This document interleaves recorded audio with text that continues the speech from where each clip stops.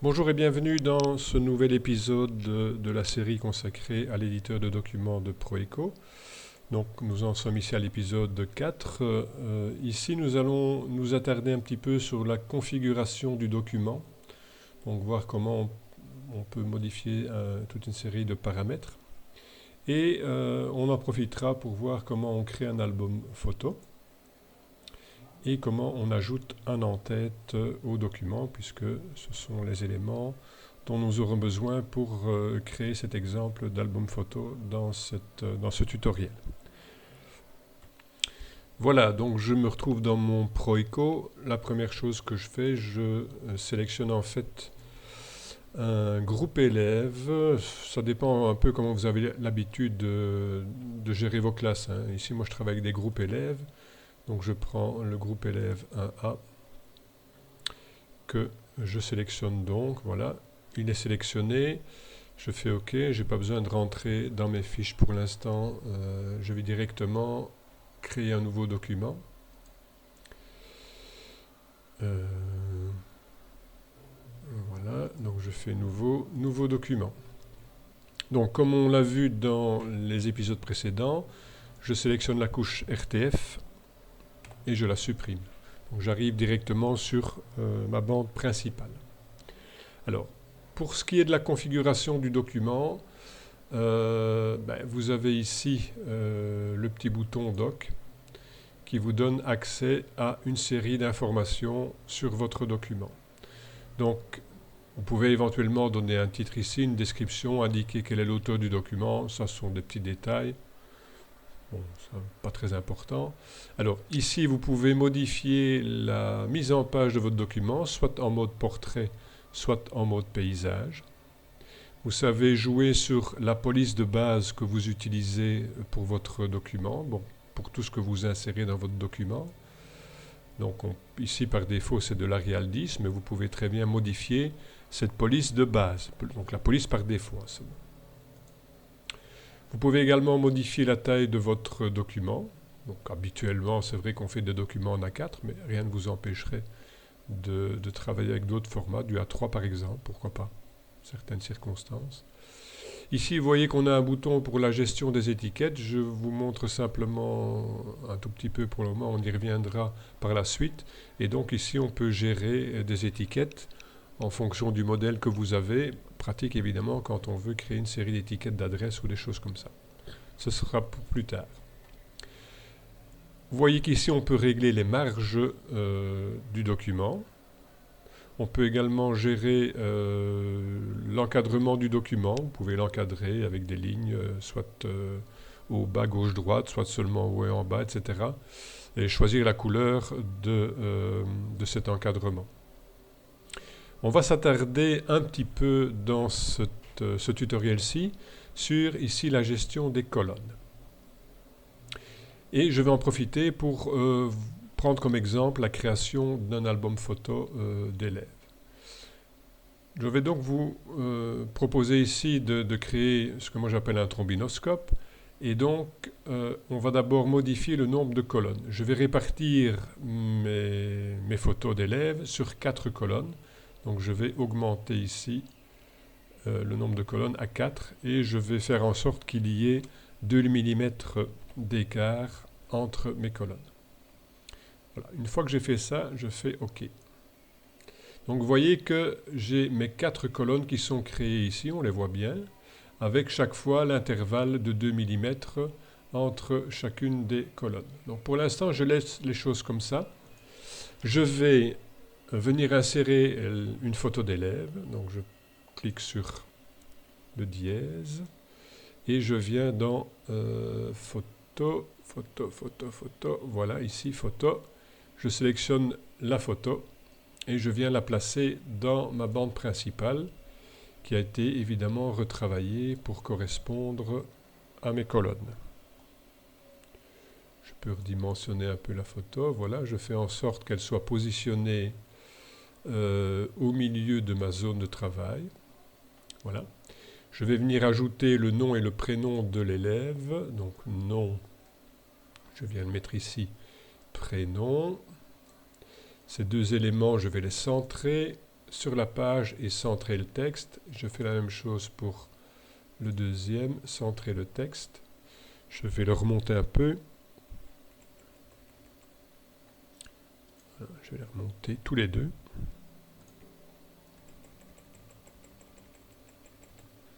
Voilà. Et je vais adapter la hauteur de ma bande comme ceci. Voilà. Donc voilà ce que j'ai déjà fait pour l'instant. Si je regarde ce que ça donne, voilà, donc j'ai la photo de l'élève, le nom et le prénom. Le problème c'est que je n'en ai qu'une et que ma classe compte 24 élèves. Donc en fait il a créé ici 24 pages. Ce n'est pas le but poursuivi évidemment. Comment est-ce qu'on va aller modifier ça? On sélectionne la bande principale, on va aller dans les propriétés de l'élément et on va bien sûr ici décocher, forcer une nouvelle page. OK. Et si je vérifie maintenant ce que ça donne, voilà, j'ai bien tous mes élèves sur une page, éventuellement une deuxième page, si c'est nécessaire comme ici. Voilà. Évidemment, ce qui serait bien, c'est qu'on puisse avoir au-dessus de l'album photo, savoir de quelle classe il s'agit. Attendez, je vais repositionner mes éléments ici, parce que je vois qu'ils ont bougé. Donc, voilà. Allez. Un petit peu capricieux ici. Voilà, c'est fait. Celui-là aussi. Je vais les verrouiller tous les deux pour qu'ils ne bougent plus. Voilà. Donc, pour pouvoir savoir de quelle classe il s'agit, je vais venir ajouter un en-tête. Pour cela, je clique ici sur l'assistance gestion des bandes et je vais cliquer sur en-tête de page. Automatiquement, j'ai un en-tête qui vient s'ajouter. Je vais aller sélectionner le nom de la classe. Ça, je referme. Donc, dans localisation, ici, comme je travaille avec des groupes élèves, moi, je prends groupe élèves. Mais donc, ça, c'est en fonction de vos habitudes. Je prends groupe élèves que je viens mettre ici. Je vais mettre comme étiquette album photo de la classe. Voilà, je fais comme ça. Je vais venir fusionner mes deux éléments. Je fusionne, paf, voilà. J'ai maintenant ceci. Donc, album photo de la classe 1A. Au moins on sait de quelle classe il s'agit. Je peux pousser un peu plus loin en intégrant éventuellement le nom du ou des titulaires. Alors pour ça, je vais aller de nouveau rechercher mon groupe élève. Groupe élève que je remets ici, mais que je vais transformer. Oui, j'aurais dû faire la transformation avant de le glisser, je pense. Donc je prends ici titulaire. Évidemment, il faut que les titulaires soient attachés au groupe élève. S'ils sont chez vous attachés à la classe ou à autre chose, il faut prendre un autre élément à intégrer dans votre document.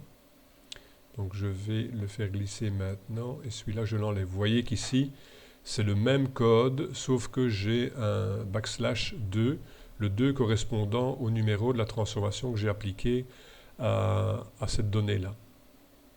Je referme, donc ça, celui-là je vais le supprimer. Et je viens mettre ici comme étiquette titulaire, parce que je travaille toujours avec plusieurs titulaires chez nous. Voilà. OK. Je fusionne mes deux éléments et je vais tout aligner. Voilà. Et cette fois-ci, ça donne ceci. Voilà. Donc j'ai mon album, la classe et les titulaires. Éventuellement, mon en-tête, je peux venir mettre une ligne en dessous pour avoir une petite séparation.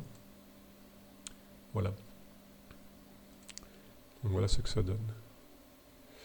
Vous voyez qu'ici, les éléments se sont placés de cette manière-là, avec, donc ça va de haut en bas, dans ce sens-ci. Hop, hop, hop. Et vous voyez également qu'ici, on a beaucoup d'espace en dessous, donc on pourrait éventuellement retravailler les dimensions du document pour avoir une quatrième ligne ici en dessous. Donc c'est ce que je vais faire. Je vais diminuer un peu la taille de ma photo. Je vais la remonter. dans mon espace de travail. Je vois que ces deux-là ont encore bougé. C'est quand même bizarre. Un peu capricieux. Donc je vais de nouveau les remonter.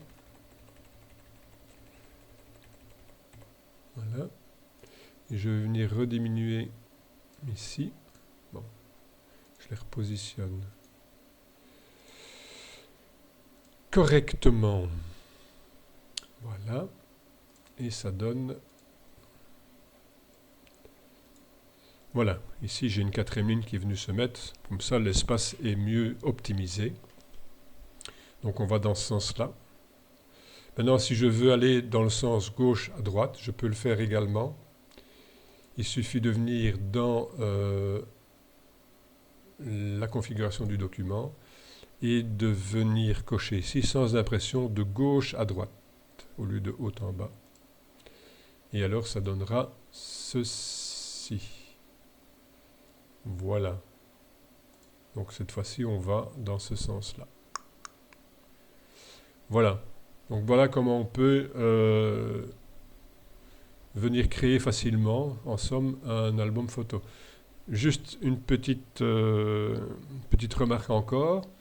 Si vous voulez imprimer les albums photos et que vous sélectionnez plusieurs classes à la fois, il faudra nécessairement, lorsque vous allez faire votre sélection, je referme ceci, parce que je l'avais déjà fait, il faudra nécessairement, quand vous faites votre sélection, donc avec plusieurs classes, venir cocher ici le type de tri. Moi ici, comme je travaille avec des groupes élèves, si je sélectionne plusieurs groupes élèves, je vais demander de trier par groupe élève. Si vous travaillez par classe, ben vous venez demander de trier par classe. Sinon, qu'est-ce qui va se passer quand vous allez imprimer votre album photo? Ben, tous vos élèves des différentes classes vont être mélangés, évidemment. Ce n'est pas le but poursuivi. Voilà, ben, j'espère comme chaque fois que ceci vous sera utile et je vous dis à bientôt dans un nouveau tutoriel. À ciao!